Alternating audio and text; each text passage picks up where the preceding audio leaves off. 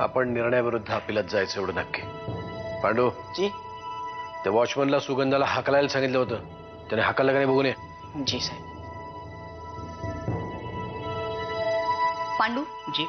कुठेही जायची गरज नाहीये. तू किचन मध्ये जा. किचन मध्ये जा. सुगंधा जानकीला भेटायला गेली. जानकी ताई, असं नको नको करू, माझी मदत कर ना. तू एवढ्या लोकांना मदत केली, मी तुझ्याच गावची आहे ना. मी कुठे जाऊ?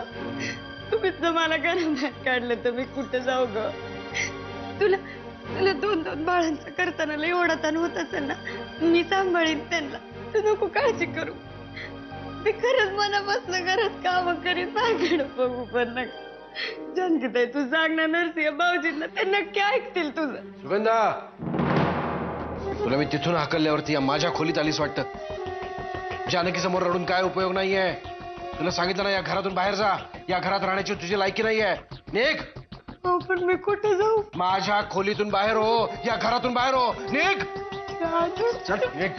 चल घरातून बाहेर चल. चल चल. रो तू या घरातून. जानकी ताई, तू समजाव की साहेबांना, तुझं ऐकतील ग ते. सुगंधा, तुम्हाला कितीही समजावायचा प्रयत्न केला तरी काहीही उपयोग होणार नाही.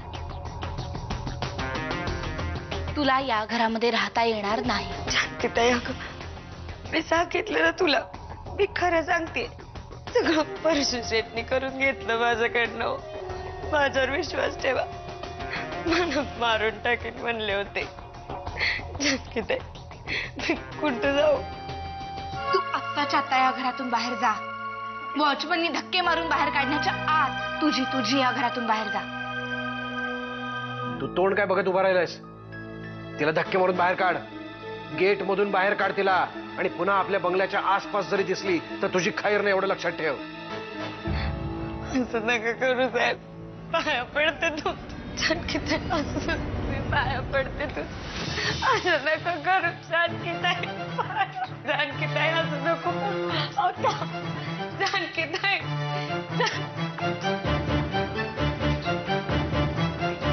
साहेब, तुमच्या घरावर इन्कम टॅक्सची रेड पडणार आहे. डिपार्टमेंटच्याच अधिकाऱ्यांना आतनं ही खबर दिली. आता इन्कम टॅक्स वाल्यांना माझी अचानक आठवण येण्याचं कारण काय?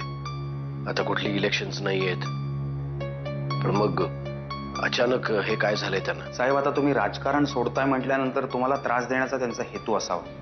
त्यासाठीच हे सगळे प्रयत्न चालले साहेब. एकतर तुम्ही स्वतःहून राजकारण सोडण्याचा निर्णय घेतल्यामुळे सगळ्या लोकांमध्ये तुमची एक चांगली इमेज तयार झाली. आणि अशा प्रकारे जर तुम्हाला बदनाम केलं गेलं, तुमची बदनामी झाली, तर तुम्ही परत राजकारणात येऊच शकणार नाही. अशी व्यवस्था करण्याचा ते प्रयत्न करतात. मला सांगा, साधारण किती वाजता हे सगळं होणार आहे? काही कल्पना आहे तुम्हाला? उद्या दुपारनंतर. ठीक आहे, मी फोन करतो तुम्हाला सकाळी लवकर. ठीक आहे साहेब, ठेवतो. ओके.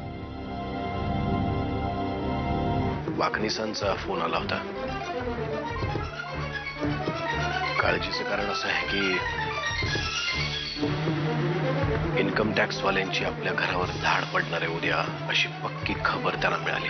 पण आपल्या घरामध्ये त्यांना संशय येण्यासारखं काही नसेल तर काळजीचं काही कारण नाही ना? जानकी, तू समजतेस तसं नाहीये. राजकारणात जे जे वाईट करावं लागतं किंवा करणं भाग असतं ते सगळं मी केलंय. बरीच बेहिशोबी मालमत्ता जमवली आहे मी, आणि ती अजूनही माझ्याकडेच आहे. मी एक सांगितलं तर ऐका. ते जे सगळे पैसे आहेत ना, ते गरजू लोकांना दान करून टाका. घरामध्ये चुकीच्या मार्गाने आलेला पैसा आहे तो. तू खरंच मनापासून इतकी छान गोष्ट सांगितलीस. मी नक्कीच याचा विचार करेन.